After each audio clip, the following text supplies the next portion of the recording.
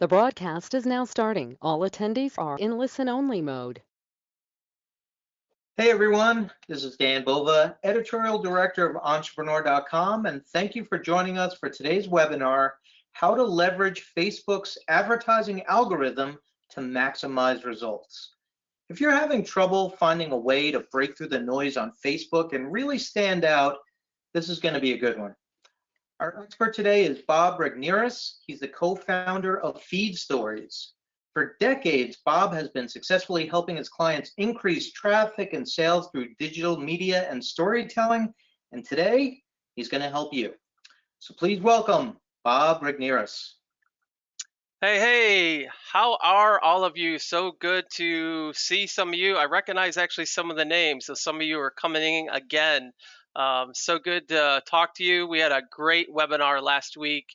If you didn't get a chance to get the recording of that, if you weren't live, I would love for you to do that.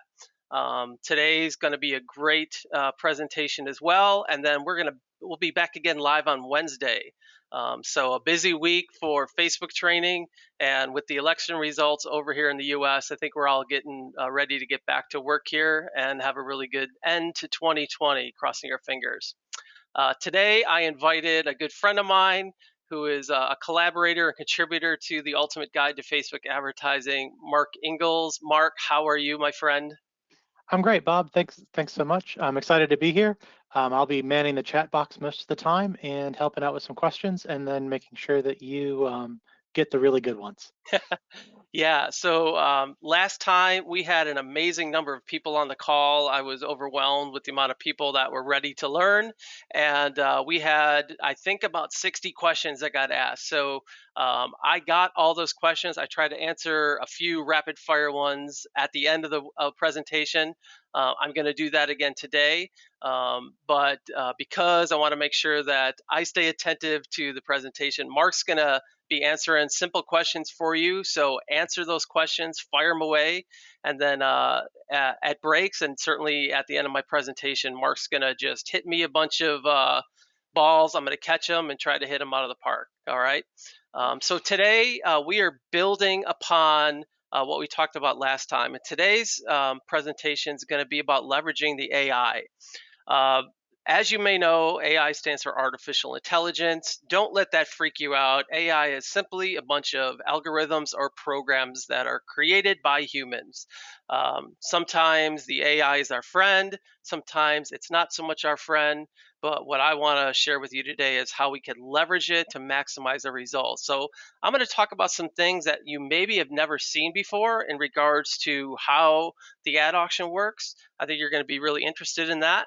I'm going to talk about some kind of quick ways for you to get started, and I think you're going to be really taking a lot of notes on this.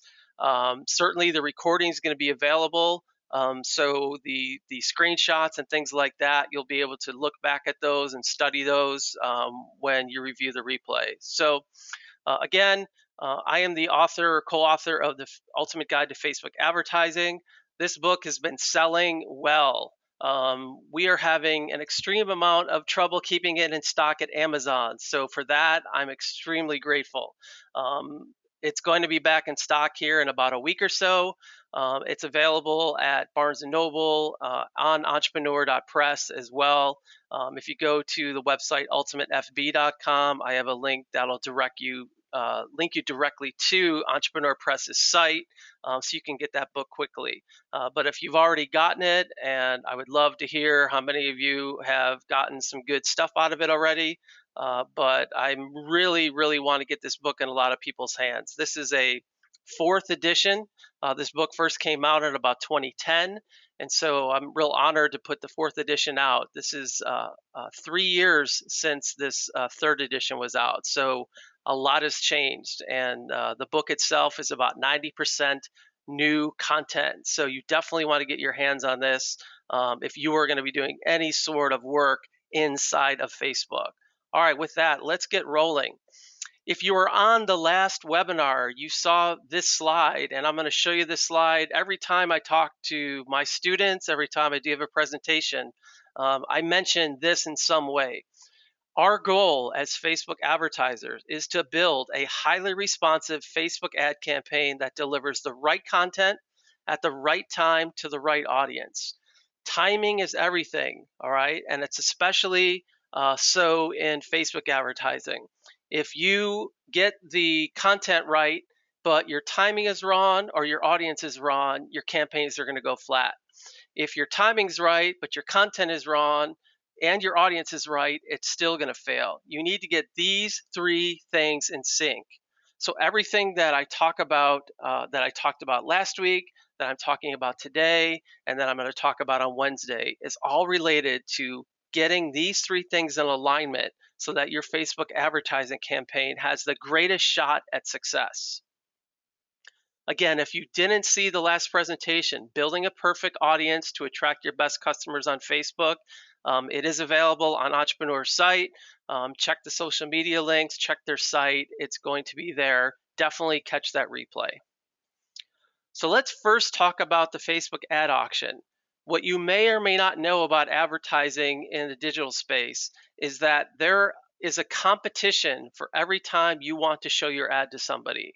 It's not just you put your ad into the interface, hit publish, and then Facebook just shows your ad. There is a competition at play, okay? Not only you are out there, your competitors and all the competitors around the planet are all competing for a limited amount of space. Okay, the Facebook newsfeed is not an infinity, all right? It's not this wide, vast universe, all right? It is customized to each user, and the space that they have given us is limited, all right? So it's its own internal economy. And so there is an auction at any given time. You're competing against thousands and even times hundreds of thousands of other advertisers at that moment, all right? These auctions happen in milliseconds, okay? It's a competition that happens like over and over and over. It happens billions of times a day, but it's still a competition nonetheless, all right? And so you need to understand the components of the ad auction in order for you to think about how I'm going to approach my advertising and how do I win, especially if I'm a smaller advertiser with smaller budgets.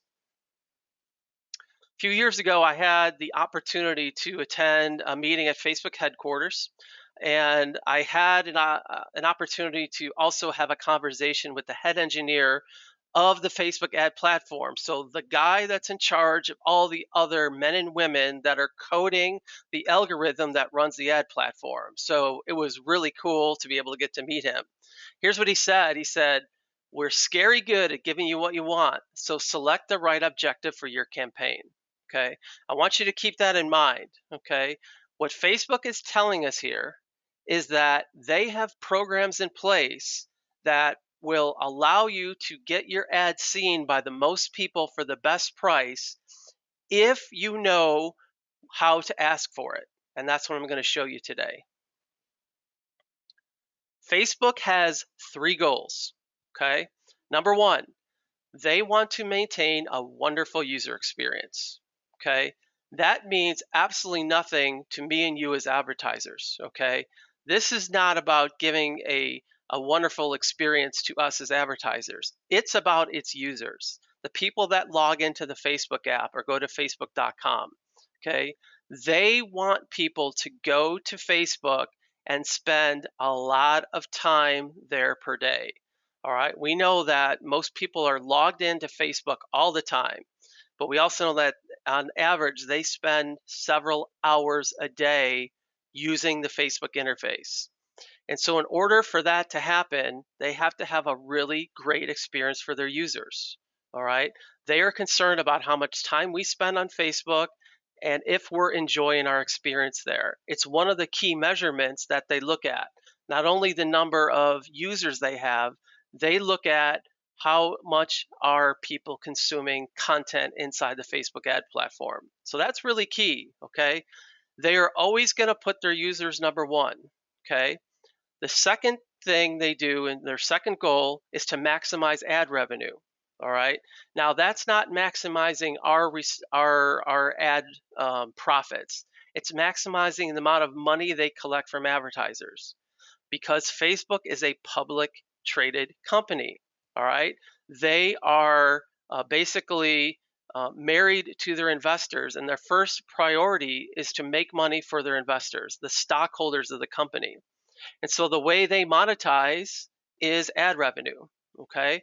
So the second thing that they are trying to do as a company is maximize their ad revenue.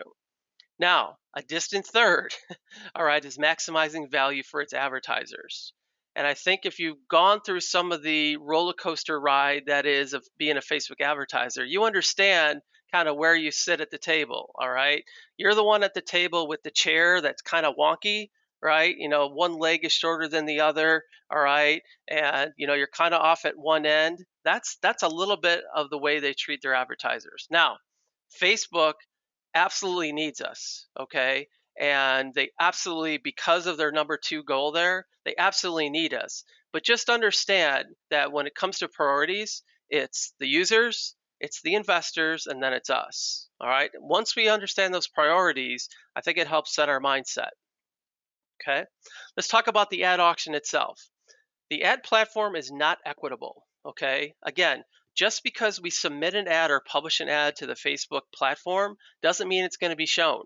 Okay. And it doesn't mean it's going to be shown as much as we want it to be shown. All right. So there has to be some sort of system that prioritizes ads and decides what ad is going to be shown to Mark, it's going to be shown to Bob, it's going to be shown to Jennifer, it's going to be shown to Arnab. Okay. They have to make a decision, and programs are what do that. Okay. Algorithms are programs. Again, it's a limited space. Okay. There is no more space in the Facebook newsfeed to show our ads. So there's a limited amount of space. And so if you know anything about economics, or you know very little about economics, you do know this, that when supply is short, cost goes up. All right. When demand exceeds supply, all right, that means costs are expensive. And again, there are 100 plus billion auctions per day. Because these auctions happen every millisecond, there are about 100 plus billion auctions that happen every day. So 100 billion plus competitions for limited space every single day. Well, how do we win the competition? This is the auction formula. Okay, let me give you the technical one first. The total amount that you're going to pay for your advertising is how much you bid, plus the expected click-through rate of your ad and the expected conversion rate of your landing page. Okay, another way to say it is this. What I pay for an individual ad or impression is going to be how much I'm willing to spend in total on my campaign, how well my ad does at getting the user to engage with it, and how well my landing page converts traffic. Okay, now this is really, really key. Okay, it's not about how much we're willing to spend. Certainly, Facebook has a desire to spend your entire ad budget. So if you tell Facebook, I want to spend $10 a day, pretty much guaranteed they're going to spend your $10. But there are people that have $100 a day, $1,000 a day, $10,000, $100,000, $1 million a day in ad budget. And Facebook's goal is to spend everybody's budget every day. Okay. Now, what is not equitable? Okay. Budget. Okay. We may say, hey, I only have $10 to spend every day. So that's what we have to spend. However, we can compete against somebody that has $100,000 or even $1 million a day budget, because the thing that allows us to compete at an equal level is the last two items: ad quality and action rate. Okay. If we can create an ad that gets people to click, that gets people to engage better than somebody who is wanting to spend $100,000 a day, we get our ad shown cheaper than they do. So maybe it takes, for us, it only takes 50 cents to show that particular ad. And for them, it might be $1 or $1.50. Okay. Then if we have something on our landing page that gets people to respond, okay, if they click through, if they opt in, if we're doing lead generation, if they purchase, if we're a Shopify store, if we're really good at converting traffic, Facebook is also going to give us a cheaper total cost of advertising. And if we could lower our cost of advertising, it increases our response and it lowers our cost per action. And that's really our goal as an advertiser, is to spend all right, profitably. Okay, we want to be able to spend $1 to make 2 or make 10 or make 100. That's our goal. So here's how we win. All right, number one, have a higher click-through rate on your ad than Facebook expects. When you submit an ad, all right, when you click publish, you notice that your ad is in review. Well, what's happening? One of the things is Facebook is analyzing your ad and your ad copy, and it's guessing what the expected click-through rate would be. It might say, Mark, your ad, we expect it to be about 1.5% click-through rate, meaning for every 100 impressions of that ad, 1.5 people on average will click through. However, if we're able to achieve a 5.0 click-through rate, Facebook is going to go, wow, all of a sudden you jump from, we expected 1.5, it's getting 5.0, all right? We want to show this ad more, okay? Because it's a good user experience. People are getting good action, all right? So that's one way to improve things, okay? Having a higher engagement rate or result on your ad than Facebook expects. So ads that get a lot of likes, comments, shares. Facebook loves that, okay? It wants to show that ad more often because people are voting and saying this is a really, really good ad, okay? Also, if you're driving them to your Shopify store or driving them to your ClickFunnels landing page and people are acting, all right, what's happening is Facebook's going to start to give you a discount on that traffic, okay? Now, the other way, of course, is to have a higher bid or higher budget. All right. You can force Facebook to show your ad no matter what it costs by having really large budgets. But most of the people that are listening to this don't have that kind of money. So, where you should be focusing your efforts is I want to create an ad that gets more engagement, more clicks than Facebook would expect. And I want to make sure my landing page converts so that I'm going to get traffic at a discount. Okay. Mark, I'll pause right there. Is there any sort of questions related to the ad auction or anything before we jump into the next topic? Yeah, Bob, there's one really good question that just came in, and it's how do you know Facebook's expected click-through rate or engagement rate? Okay, so you don't know it specifically. There's a couple leading indicators. Number one, there are 3 columns that are available in your Facebook ad interface that relate to your ad quality. You could go into customize columns on your Facebook ad manager, and you could actually look and look for those columns. Look for the word ranking. Just do a search, and there's 3 columns that you could add to your report. What you're looking for is average, above average, good, above average, excellent. Those are the types of things where you know you're actually beating the expectations of Facebook. The other thing, quite frankly, is you just kind of want to know what the average click-through rates of an ad. We typically want at a minimum a 1% click-through rate. 1 in 100 is considered kind of average. If you're below that, you're probably paying a premium on your ads. Once you start getting to 2 and 3 and 5 and 10, you know that you're probably getting your traffic at a discount. Okay. Mark, is there anything else that I should be pointing out in regards to indicators on that?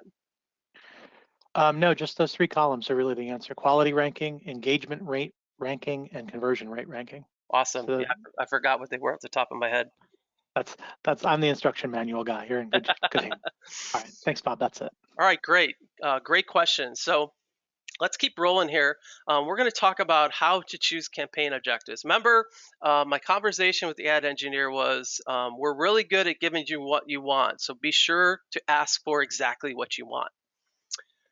This is a good slide to take a screenshot of. I'm not going to move it real quick here, so I want to give you time to take a screenshot. It'll also be available in the replay. Last webinar, we talked about something called the Customer Awareness Timeline. I'm not going to review that here, but just understand that each of your prospective customers is on a journey, and their level of awareness with you is somewhere from 0 to I've never heard of you before to I'm completely aware of who you are, and I'm actually evaluating whether I want to give you money or not. Okay, and so what we found is that if you match the campaign objective with where they are on their awareness timeline, that you're going to get better than expected performance. So I thought it'd be useful to put together this slide that helps you kind of pick out what type of campaign objective. And again, when you're creating a campaign objective, we've got detailed instructions in the Ultimate Guide to Facebook Advertising. Obviously, you could go into Ad Manager and go through the Facebook tutorials as well. But when you click and create your first campaign, one of the things you're going to do at the campaign level is you're going to choose your campaign objective. All right. So we found that when awareness is low, meaning you're making an introduction of yourself to a prospective customer, some of the best campaign objectives that you're going to use are brand awareness, traffic, engagement, page likes, video view, lead generation, conversions, or store traffic. Okay. I'm not going to dive down into what each of those are. That's a topic for another day. But as you move towards the middle, we add some other ones like reach. Okay. We drop off brand awareness. We add app installs if you're a mobile app person. We add messaging at this level. And we also add catalog sales here. So as they become warmer, all right, as they become slightly aware of you, they're somewhere in the middle, we've got some additional things that we add. But as we get to the high point, okay, meaning they're really aware of you, then we use fewer ones again. So we like to use reach, event responses if you're creating an event. Again, app installs is a great one if you want to get somebody to install. Lead generation or lead form type is great. Messaging is really great, bottom of funnel. Conversion objective and catalog sales. Okay. Now this isn't, of course, 100%. Like you can't use the other ones, but this is just in general, depending on how warm or cold your traffic is. These are some of the campaign objectives that you're going to use based on where they're at in their customer awareness timeline. Let me talk about 4 popular ones. So these are the ones that you're going to probably use most often. The first one is a conversion campaign. When you use a conversion campaign, you are optimizing for an offsite or website event.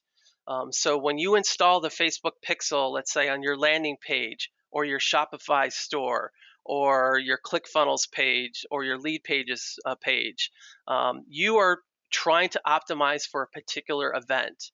Some of those events could be like a lead, a registration, a contact form, a sale. Okay, it could be any type of standard events. And Mark can maybe look this up, but there's probably about 15 to 20 standard events that Facebook tracks. And then you also have the ability to create your own custom events. But what you're trying to do here is you're trying to drive traffic away from the Facebook interface to one of your website properties, and you want them to take a specific action there. Okay. The second type you're going to use is traffic. When your goal is to optimize for clicks, meaning I want to get as many clicks as possible at the lowest price, okay? You're going to use a traffic campaign. And I'm going to actually go over here in a couple slides like when you want to use each of these, but I want to give you the high level overview first, okay? The third type that we use quite frequently is lead generation. Okay, this is on Facebook traffic. They don't have to leave Facebook in order for us to collect leads. All right, so there are lead form objective types where they can click your ad. It will open up an experience inside of Facebook, and you'll be able to collect their name, email, phone, all types of information as much as you want inside of Facebook. It'll be stored and then it ports out to like your HubSpot or your MailChimp or your Infusionsoft, okay? It's connected that way. So you can allow the person to stay within Facebook without leaving the platform. And of course, there's some advantages of having them stay on Facebook because people really don't want to leave Facebook.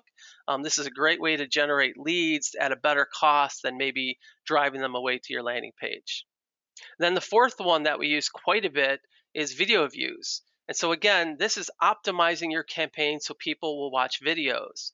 And as you know, Facebook has a lot of places within its universe, not just on Facebook, but also Instagram and WhatsApp and whatever, that allow videos to be shown. And so one of the things we've learned over the last few years is that Facebook really prefers video.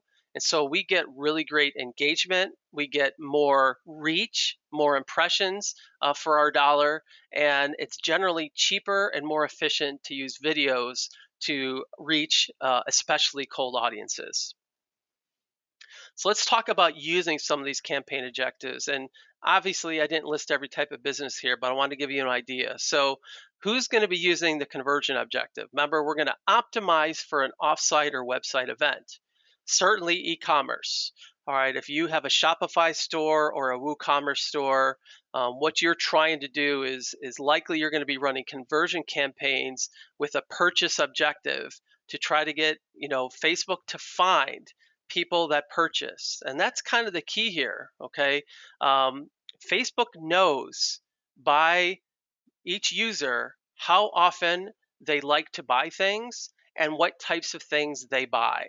So this is really creepy from a consumer perspective, right? But Facebook knows your buying activity and it knows when you're in the market for certain things. And so when an advertiser runs a conversion campaign for an e-commerce store using the purchase objective, what Facebook is going to do is it's going to first and go look for people that are in the market for the exact type of product that you offer. It's going to be looking for people that are in general in that market.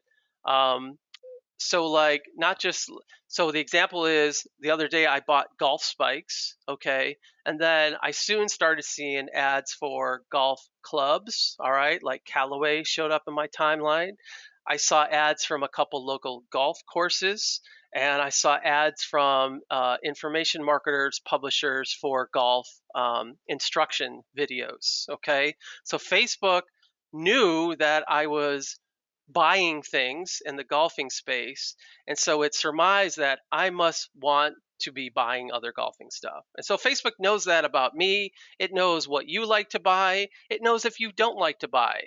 So Facebook is not going to show ads to everybody in the audience you select. It's going to go and narrow down who is in the market for these things. So you want to use the right objective in this case because Facebook is really good using their AI to go find more people that are likely to take the action that you want. So we see e-commerce businesses using the conversion objective, information marketers if you're selling a course or a subscription or something like that, event promoters if we were having live events, but registering for seminars, registering for performances, things like that. Conversion objective is a really good way to go. Traffic, okay, this is important. This is a big mistake that I see a lot of people making.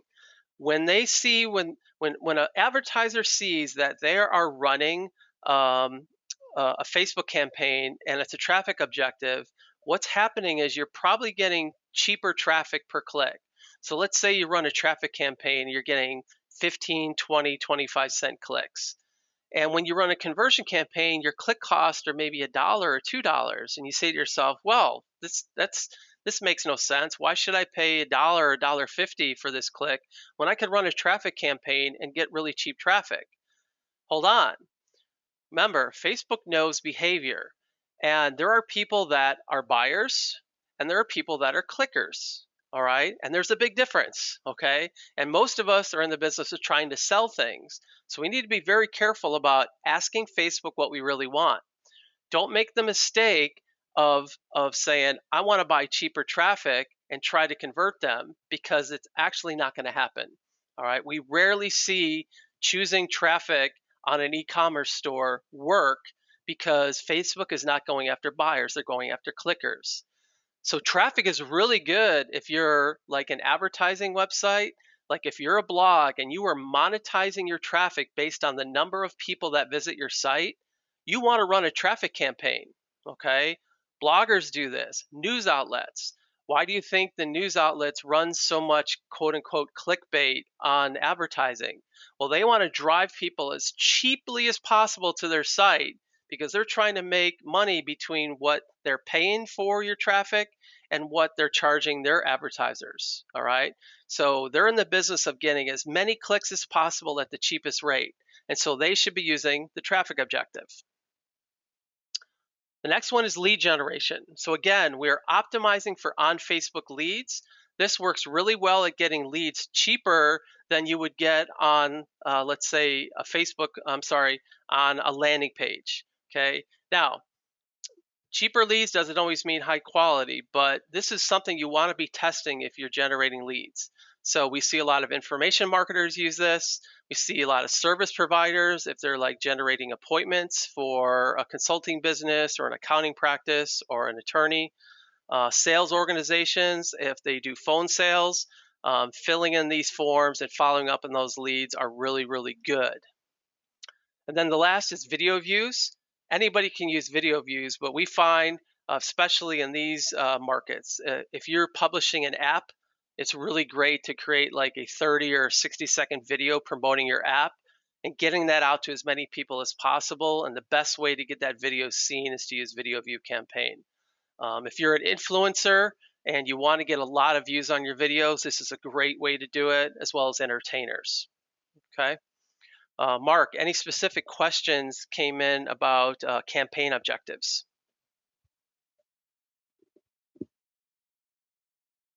Nothing too specific, Bob. A couple of questions that you covered right at the end about lead campaigns. I think Okay. the point that you made about higher numbers of leads may not exactly be higher quality leads is an important one for everyone to remember too.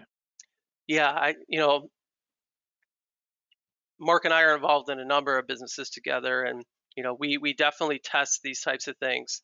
Sometimes it's okay to pay more for a lead when it converts better on the back end, but we like to try lead form objective because it makes sense to try to start with most often lead form leads will be cheaper.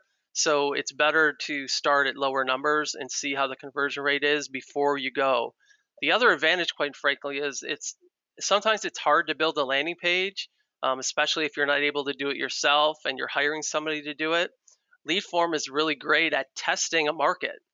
Mark and I pretty much across the board, if we're testing a new market and we're generating leads, we'll use a lead form objective first so that we can essentially test it first before we go through the cost and the time of building a landing page. So that's probably one of the best use cases of that.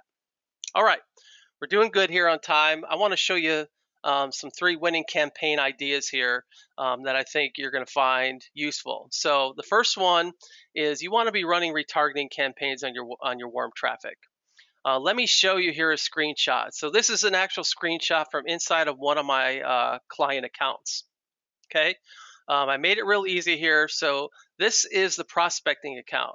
In this particular time frame, I think this is over a 3-month time frame for this client. It doesn't really matter, but just know that we spent nearly $20,000 prospecting to the cold visitors, generated 34,000 visitors to the site at a pretty good rate, about 56 cents, not too bad. This is an e-commerce play. So we got 119 people to add something to their cart, 51 people purchased, and we generated $5,500 in revenue. Okay, that's a net loss. Okay, you may be thinking, oh my goodness, for every dollar you spend, you're making like a quarter. All right, that's what the return on ad spend is. Yeah, you're absolutely right. That's why we're telling you to start with retargeting, because look at these numbers. All right, nurturing, which is retargeting, we spent twice as much on retargeting, so $41,000. All right, yeah, it was a lot more expensive to get somebody to the page. Look at our cost per landing page view, $2.65. But look at how many people finally added something to their cart. 1,900 people. It generated 1,100 purchases plus, and we generated $126,000. So that meant for every dollar we spent, we made 3. All right, so that's how you calculate return on ad spend. So for every dollar, we're making 3. So when we combine this together, we have a profitable advertising campaign. For every dollar we're spending on this client in whole, they are making $2.17. Now, this happens to be a market or a type of business where the customer is not just going to buy once, they're actually going to buy maybe 6 months from now, a year from now, or 2 years from now. So there's tremendous value in them not only getting customers, here, but being able to make and buy customers at essentially a profit. So this is a really good thing. Now, when these customers repurchase from them, we typically don't need to run ads. We can send emails, and we could do things that essentially don't cost us money. So when one of these new customers here, one of these 1,200 customers purchases from us again, and we generate additional revenue, it's going to drive our total return on ad spend, or ROAS, up on them for their lifetime. Okay. So again, I want to show you the power of retargeting. So again, our ROAS is return on ad spend. This is a snapshot from about a 30-day period for another e-commerce client. They spent $260. Like they're spending less than $10 a day, but they were able to get 52 purchases for $28,000. So for every dollar this client's spending, they're making $110.68. Okay, it's costing them $5 to get a customer through retargeting. Retargeting is the very first thing you should be setting up. I don't care if you've never run any cold traffic whatsoever, and your traffic is really light. You want to get a retargeting campaign running because they're so profitable. And by the way, when you start running cold traffic, you really want to have retargeting in place, because look at here. If you're running cold traffic and you're negative on your first visit, if you didn't have retargeting set up already, you're leaving money on the table. All right, so retargeting is really important. So what do you retarget? Well, pretty easy. You should retargeting non-buyers from a sales presentation. So whether that's a product sales page, or it's a webinar, or it's a presentation, a live presentation, or whatever, you should be retargeting anyone who doesn't buy. Okay, if you have an e-commerce store, you should be retargeting abandoned carts. All right, on average, the abandoned cart rate is about 83%. Okay, so only 17% of people that put something in their cart are buying on the first time. All right, you need to run ads to remind people that they need to complete their purchase. Okay, don't just rely on the emails from your platform. You should be running ads to remind them to buy. Okay, and then let's say if you have a lead magnet, if you have a landing page and you drive somebody to that page and your goal is to get their name and email address, if they leave without doing that, you should be retargeting them with more content so that they will come back, and hopefully you'll get their email address on the second try or third try. The second one that we love is called the video strategy, and I talked about this a little bit. This is great for cold traffic. Let me give you the steps here. Again, this is one you'll want to screenshot. Okay, what you're going to do is produce a 1-minute video. Maybe on a future webinar, I'll get my other business partner, Brandon, on, and we'll talk about video. But for now, what I'm going to say is either on your phone, or if you hire somebody to do it, get a 1-minute sales video together. Create a video view campaign and show that video to a 1% lookalike audience of your customers. Okay, we talked about audiences in the last presentation. So if you don't know what a lookalike audience is, refer back to that presentation. Also get a hold of the Ultimate Guide to Facebook Advertising, because we go into great detail how to do this. But basically, we are going to try to reach people that look like our existing customers. Now again, remember, if you don't have customers, you can use prospects, or you could model your best visitors. Okay, we went over that in the previous webinar. Run a retargeting campaign using a reach objective to the people that watch 95% of your video. So this is what we're doing. We are putting a video out, and we're going to get very, very inexpensive views of our video. Okay, what we're looking for is we are only looking to target people that watch the entire, or basically almost the entire presentation of that 1-minute video. So 95% of the video, like 50 to 55 seconds of it. Okay, if we can get somebody to watch that whole video, what that signals to us is they're interested. Okay, people won't watch a video more than a few seconds if they're uninterested. They'll keep moving. We want them to move on because they're not our customer. What we're going to do is we are going to go ahead and target the people that watch 95% of that. And then what we're going to do is we're going to drive them to a landing page with our offer. All right, so if you're in the information marketing business or direct marketing business or anything, what we're doing is we're doing a video. We're retargeting people that watch 95% of that video, and we're driving them to a page where our offer is, okay? And I don't care if that's a lead offer or a product purchase offer or whatever. But what we're doing is we're leading with content, all right? The value of leading with content is it repels the people that are uninterested and it attracts the people that are. And so we're only spending our more expensive dollars towards that. Let me go back to this. Remember here, you can see that for the retargeting, it's more expensive to reach them, okay? $2.65 for that, okay? But it's okay because the return on ad spend is so great. So let me go back to this. So the idea here is we only want to spend the more expensive per click ad dollars to people that are interested.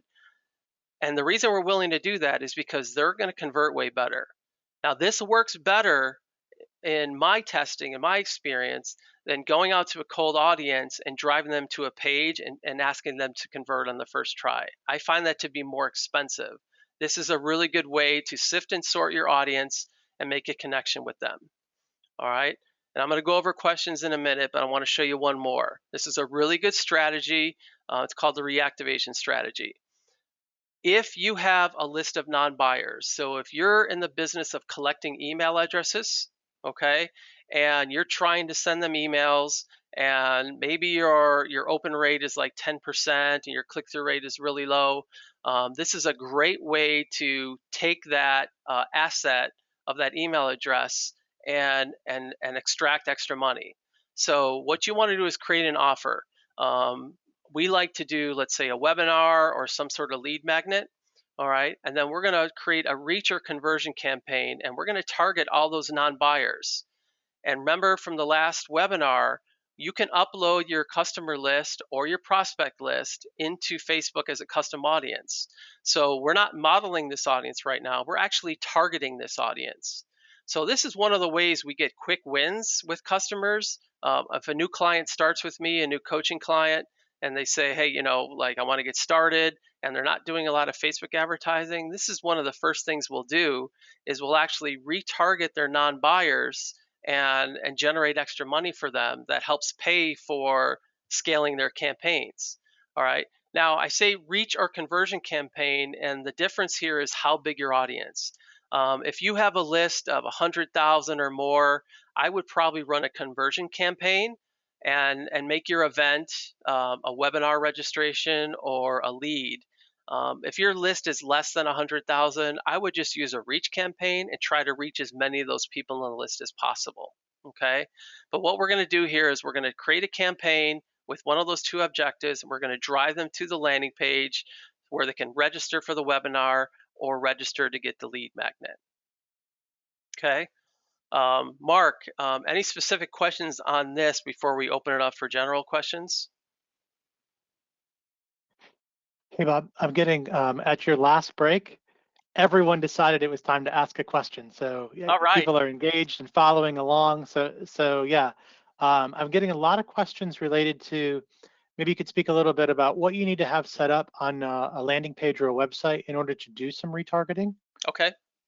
All right. And another question is, you covered it briefly in here, but if I have a e-commerce store, particularly Shopify, but if I have an e-commerce store, what kind of retargeting should I be doing? Okay. Those would be the two biggest ones. Okay. Well, I think we're going to hit those. I want to put this screen up. Again, we really want you to have the book. It's available for less than $20 in most places, less than $25. It's really, I would call it a Facebook advertising course in a book. This is the type of book that you want to have a hard copy of. You want to have it at your desk, have it as a reference tool. We really built it for you, whether you're a beginner or advanced. There's going to be things in there that are going to be applicable to you. It's available at all major retailers. Where I would like you to go is to ultimatefb.com because I got some bonuses there. I do an interview with Mark Ingalls on there, all right? Plus 9 other co-authors like Brian Kurtz, Jeff Walker, Ryan Dice, Dennis Yu. We have interviews there, and Perry Marshall, of course. Really insightful interviews, full of strategies, full of content, and I think you're going to really enjoy it. What I'm going to do is I'm going to kind of turn off this presentation and get on camera here, and let's hit those first two questions. We got about 12 minutes left, so we're going to hit as many as we can here. So um, the question about if you have an e-commerce store, okay, and what should you be retargeting? The number one thing you want to retarget is abandoned cart. Okay, um, statistics are showing that the abandoned cart rate is increasing. The last statistic I saw from Banyard Institute is about 83% abandoned cart rate, meaning only 17% of people are buying when they add something to their cart. Facebook makes it really easy for you to set up a catalog of your Shopify products, and makes it really easy to retarget people who add something to their cart, or they initiate a checkout and they fail to make the purchase. So you, number one, want to set up that campaign. The secondary thing you want to try is do an 80-20 analysis of your products. So the 20% of your products that generate 80% of your revenue, you might want to set up some retargeting for those products. And the way you want to attack that is people most likely will need some additional information. So explainer videos, product demo videos to kind of help people understand more about the product itself. Um, Testimonials are a real good thing, but driving them back to that product page after answering some of their questions is a really good strategy. Those are the two major things that my e-commerce clients will initiate from a retargeting standpoint. And then the other question, Mark, I think was what do you need to have set up on your landing page to do retargeting? Okay, so you want to refer back to the last presentation. At minimum, what you need is your Facebook pixel installed. And again, I'll remind you that even if you're waiting to run Facebook ads, you really want to have a Facebook pixel installed as quickly as possible. So if you haven't set up a Facebook ad or a Facebook ad account, you need to go in and do that, and you need to get a pixel generated and installed on your landing page. That's going to enable you to do retargeting. Obviously, there's details on how to do that, both on Facebook itself and in the book. Okay, Mark, what else do we have?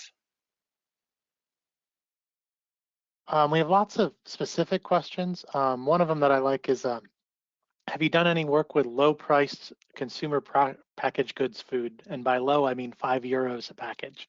Okay. So I like that's a good question. It's a really good question. So first and foremost, one of the challenges for you is going to be how much can I invest in getting a customer the first time?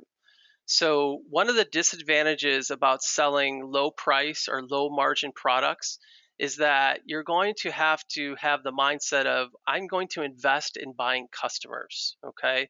So if you're selling a product that's like $5, you have two goals. Number one is I need to get somebody to buy at the lowest amount possible, right, on my ad. And then secondly, I need to incentivize them to add more products to my cart. Okay. You don't want them just buying one thing for $5. All right. You want to do things like cross sells and upsells to try to get them to add more to their cart. Those are your two challenges with a low priced product like that. But just understand this, okay? Most people are in the business of, you're not just selling a customer once, you're selling them over time. So you want to have the mindset. A good marketer, a good advertiser says, I'm focusing on long-term or lifetime customer value. So it might be the case where to buy a customer, you go negative, and then you need to have a really good follow-up process, mostly via email, to get them and incentivize them to make that second, third, fourth purchase, etc.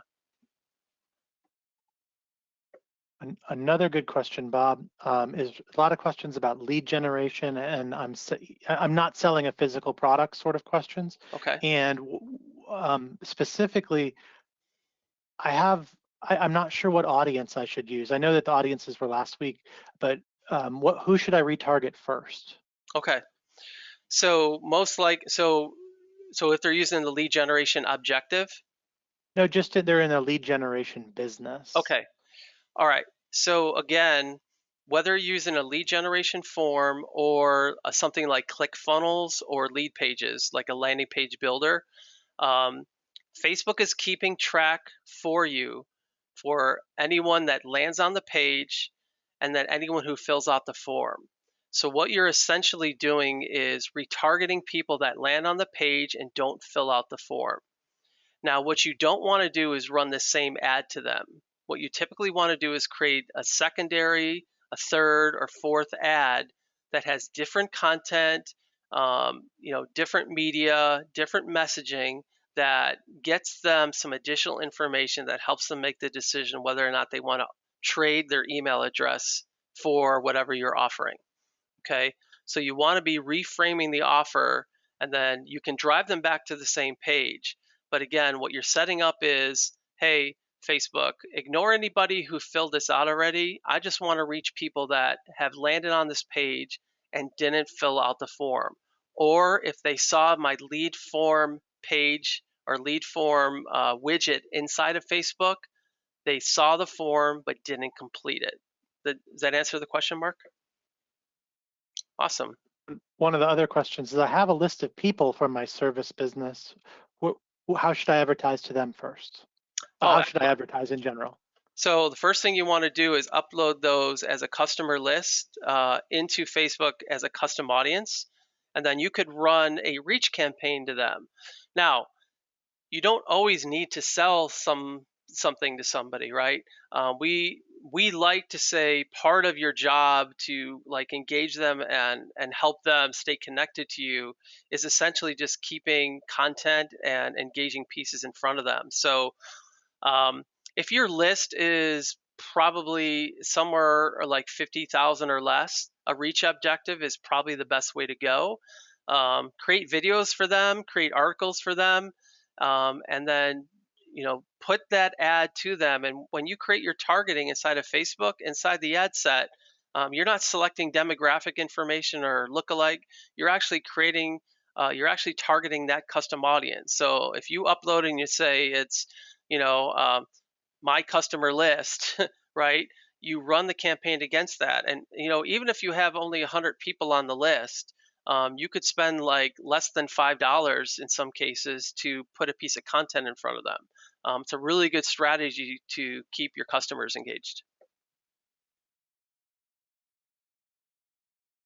And Bob, one more question is, I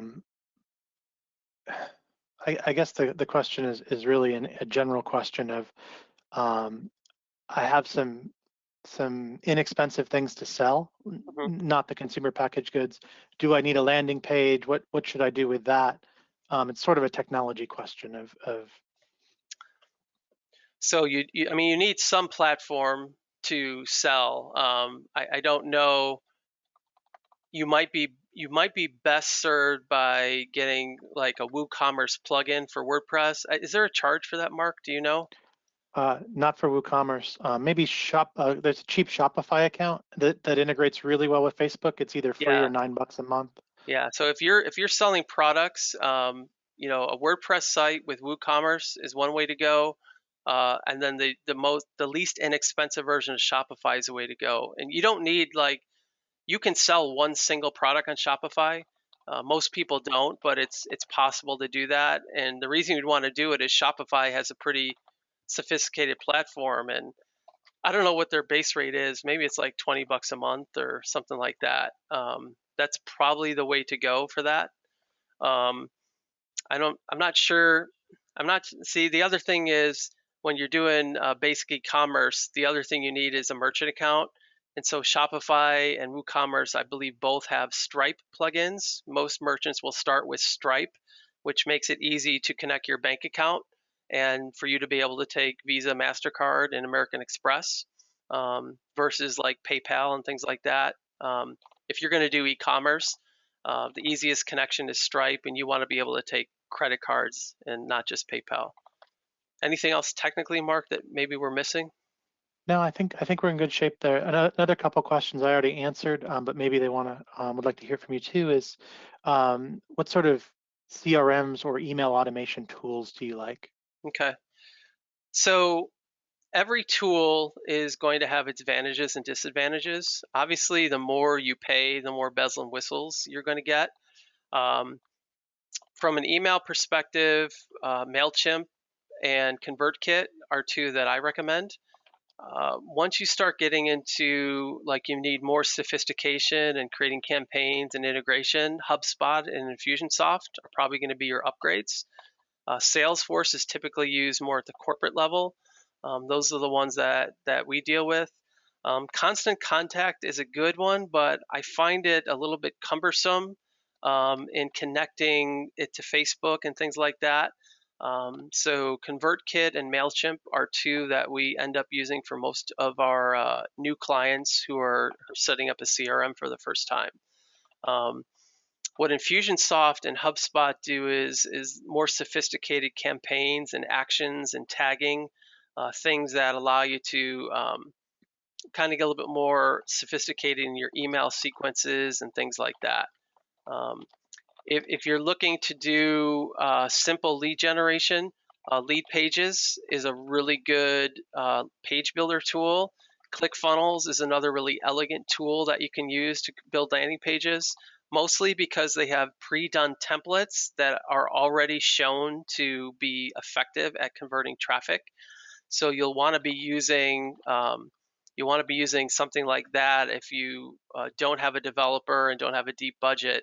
One of the basic Lead Pages or ClickFunnels packages is going to be really effective for you if you're just looking to create some simple landing pages. All right, we are at the top of the hour.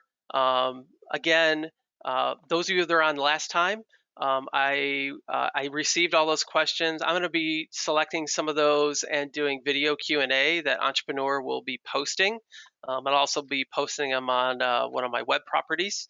I want to encourage you to sign up for Wednesday's webinar. I believe it's at the same time, but look out for that.